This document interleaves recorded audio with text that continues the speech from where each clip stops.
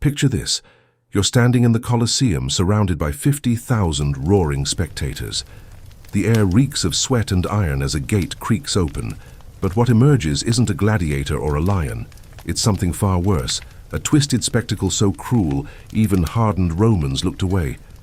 What was this unthinkable act, and why did emperors keep pushing the limits of brutality? Subscribe now for more shocking stories you won't want to miss. Imagine the first time armed men stepped onto sand not for war, but for the amusement of a crowd. This happened at a noble's funeral in 264 BCE, where 3 pairs of gladiators fought to honor the dead.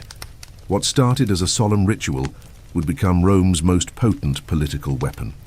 The Senate quickly recognized these bloody displays served multiple purposes. Funeral rites transformed into public demonstrations of power and prestige. Wealthy families competed to host more elaborate games, with each spectacle trying to outdo the last. Senators learned that commoners who watched men die together would accept political decisions more quietly. By Julius Caesar's time, the scale had exploded. He staged games featuring 320 pairs of gladiators wearing silver armor, a blatant display of wealth and influence. Exotic animals imported from Africa and Asia became standard attractions, their strangeness reinforcing Rome's dominion over distant lands. The games were no longer just about honoring the dead, they became tools for ambitious men to win public favor.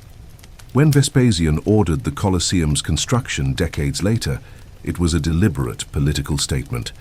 The massive arena reclaimed land Nero had used for his private palace, symbolically returning space to the people. Its opening featured 100 days of games, the longest continuous spectacle Rome had ever seen. Senators distributed tickets by rank, reinforcing social hierarchies as the masses watched from stone benches. The costs were staggering. A single day's entertainment could consume hundreds of lives: gladiators, criminals, slaves, animals. But Rome's rulers considered it money well spent. They'd perfected what later became known as bread and circuses, keeping the population fed and entertained to prevent unrest. The arenas were distraction factories, their blood-stained sands absorbing political frustrations one death at a time. Yet even this industrial-scale violence would soon seem tame compared to what came next. The hunger for novelty and shock demanded increasingly grotesque variations, turning execution into theater and suffering into statecraft. The sand shifts under your bare feet as you blink against the arena's blinding sunlight. Chains weigh down your wrists, and the gate ahead rattles open, not to release a gladiator, but a lion with ribs pressing against its skin, jaws frothing with hunger. This was the reality of the Venationes, Rome's animal hunts designed to showcase imperial control over nature itself. Organizers didn't want fair fights, they wanted suffering as spectacle. Elephants imported from North Africa arrived with bleeding feet after being forced to march thousands of miles.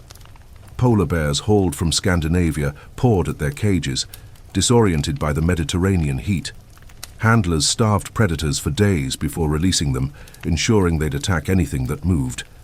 Some beasts were chained together mid-fight, forcing them to rip each other apart in confusion.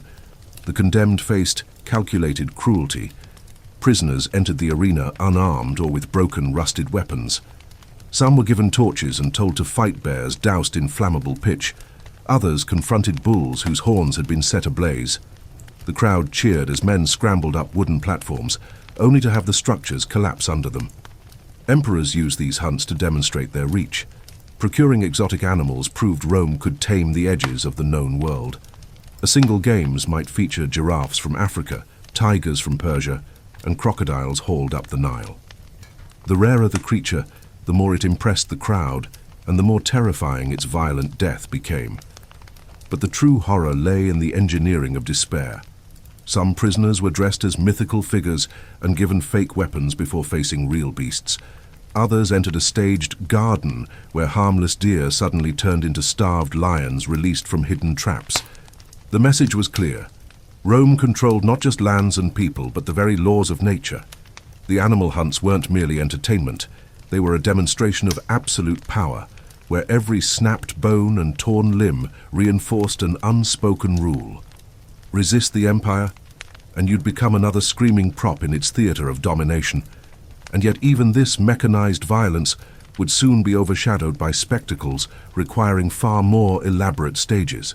The wooden platform beneath your feet groans as water pours through hidden channels, rising to your ankles within minutes.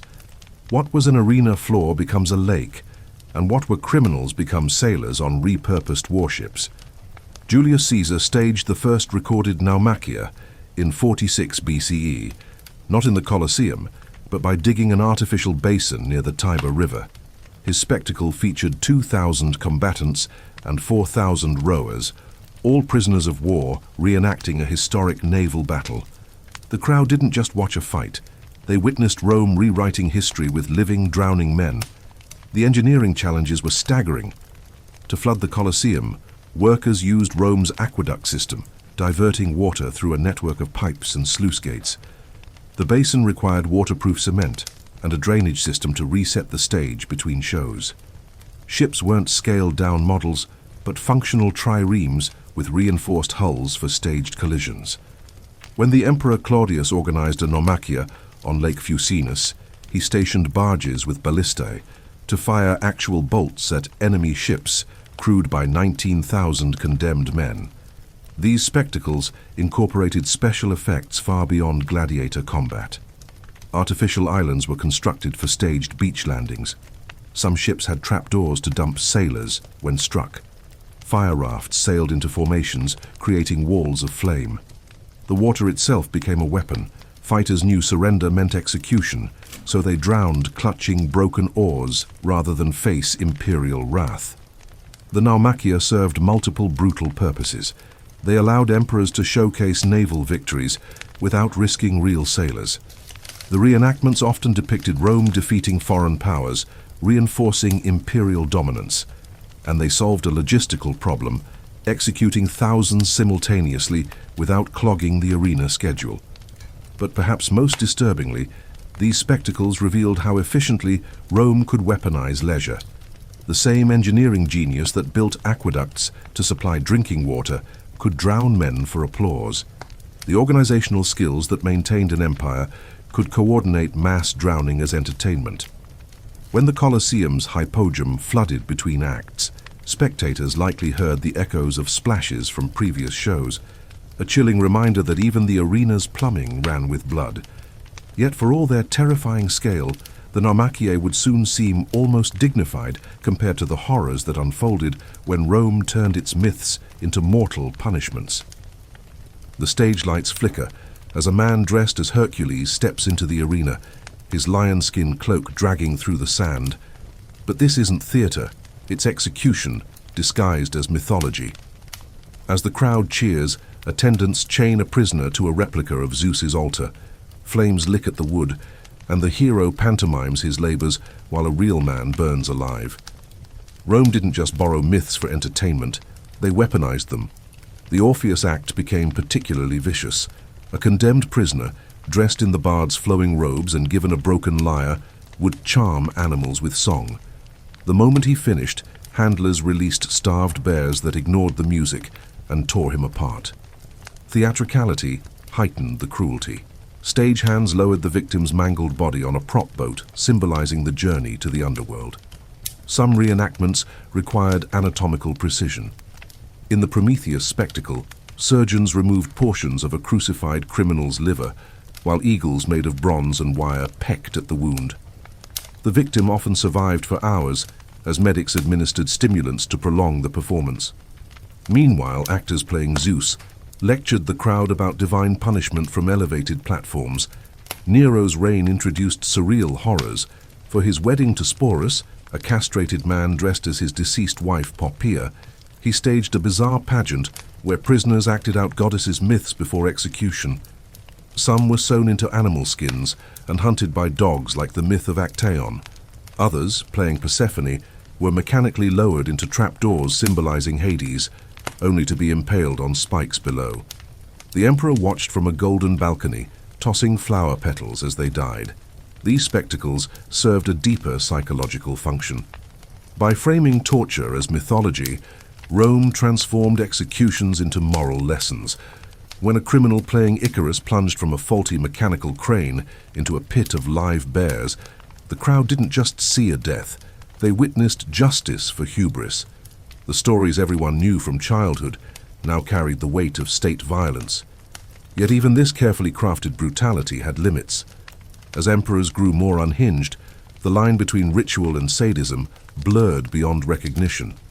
The games stopped teaching moral lessons. They revealed the ruler's own madness, and soon Rome would witness spectacles so extreme they shattered the illusion of control altogether. The arena falls silent as Commodus strides onto the blood-stained sand, dressed as Hercules with a lion pelt draped over his bare shoulders. But this is no celebratory appearance. He drags a chain of physically disabled prisoners behind him. One by one, he clubs them to death with his gilded club, declaring each a monster slain in his heroic labors. Even the hardened crowd shifts uneasily in their seats. Rome had always celebrated violence, but now the violence celebrated only the emperor's madness. Domitian took pleasure in nighttime games, lit by burning Christians as human torches. He forced senators to watch as he personally executed crippled gladiators in the imperial box. The carefully crafted illusions of justice and order crumbled away. This wasn't entertainment anymore, just sadism on display. The breaking point came during mass executions of female prisoners. Unlike common criminals, these women came from respectable families. When handlers prodded them into the arena naked and unarmed, the crowd erupted in jeers. Spectators threw food at the imperial box, shouting that this crossed a line even for Rome. The public could stomach myth-based executions, but not this raw humiliation of women who still held social standing. Christian martyrs exposed another flaw in the system. Where other victims begged or fought, they knelt calmly in prayer. Some even sang hymns as lions approached. Their composure unnerved the crowds. How could Rome claim moral authority when these people met death with such conviction? Accounts describe silence falling over sections of the Colosseum as spectators began questioning what they were applauding. The games didn't end because Rome grew morally enlightened. They ended because rulers lost control of the narrative. A spectacle only works if the crowd accepts its underlying rules. When emperors stopped pretending these were anything but cruel whims, the people stopped believing in the illusion. The arenas closed not from compassion, but because the machinery of state terror had broken down. Which leaves us with one chilling thought. These horrors persisted for 6 centuries before finally collapsing under their own excess. The line wasn't crossed by the violence itself, but by forgetting the crowd needed to believe in something deeper than blood. That fragile contract between ruler and ruled might be the most Roman lesson of all. The Roman arena wasn't just a mirror of society, it was a forge that hammered cruelty into normalcy. Those crowds cheering mythic executions or naval slaughters weren't just spectators. They were participants in a system that measured power in screams. Today, when stadiums erupt over a touchdown or comment sections boil with rage, we're hearing echoes of that amphitheater roar. The mechanism remains the same: violence packaged as spectacle, suffering repackaged as justice. If you found this journey into Rome's darkest entertainment illuminating, consider subscribing for more historical deep dives. But perhaps follow this with a video about kittens. Some truths need decompression time after exposure,